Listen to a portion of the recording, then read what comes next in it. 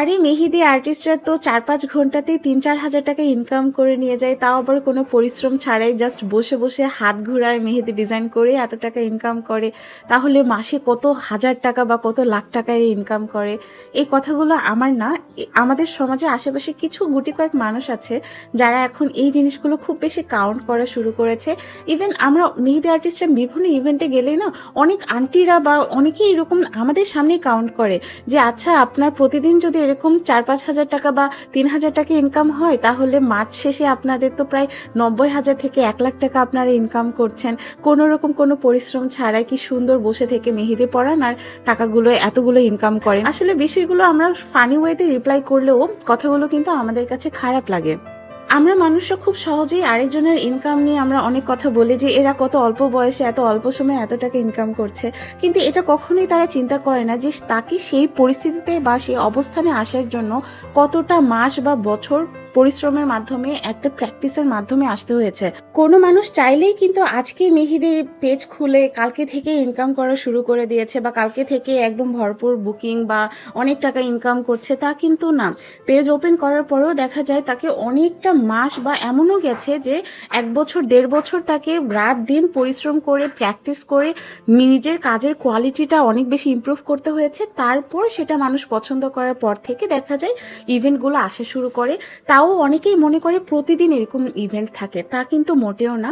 বেশিরভাগ সময় দেখা যায় বুধবার বৃহস্পতিবার বুকিংগুলো থাকে, তাও আবার যে প্রতি সপ্তাহের বুধবার বৃহস্পতিবার বুকিং থাকে এমনটাও কিন্তু না। কিন্তু কিছু মানুষ কাউন্ট করে যে আচ্ছা একদিনে এত টাকা ইনকাম করে তাহলে মাস শেষে কতগুলো, মানে তারা ধরেই নেয় যে প্রতিদিনই এরকম ইভেন্ট থাকে।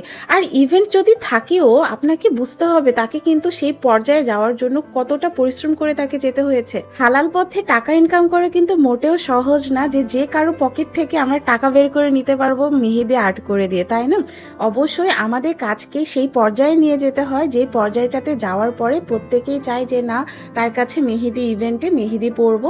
সেই ক্ষেত্রে দেখা যেতে পারে যে মাসের অনেক দিনই বুকিং থাকতে পারে। তারপরেও দেখা গেছে এরকম প্রায় ৪-৫ বছরের অভিজ্ঞতা থাকার পরে যে আর্টিস্টরা এইরকম বুকিং পাওয়া শুরু করে।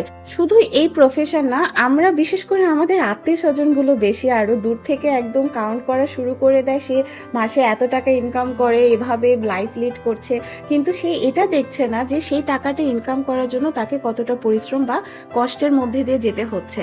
তাই আমরা সবসময় দূর থেকে কাউকে জাজ না করে আমরা চিন্তা করি যে না সেই মানুষটা ভালো করছে, তাকে একটু অ্যাপ্রিসিয়েট করার চেষ্টা করেন।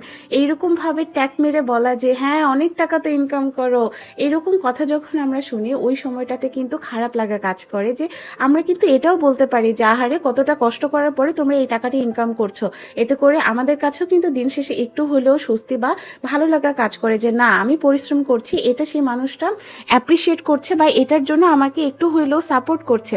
কিন্তু ম্যাক্সিমামই আমরা যেটা করি, এই বন্ধু তুই তো অনেক টাকা ইনকাম করিস, অনেক বড়লোক হয়ে যাচ্ছিস, হ্যাঁ তো আমাদের তো কিছুই হচ্ছে না, আমরা এত পড়ালেখা করেও আমরা ভালো একটা চাকরি পাচ্ছি না বা তোদের মতো এত ইনকাম করতে পারছি না।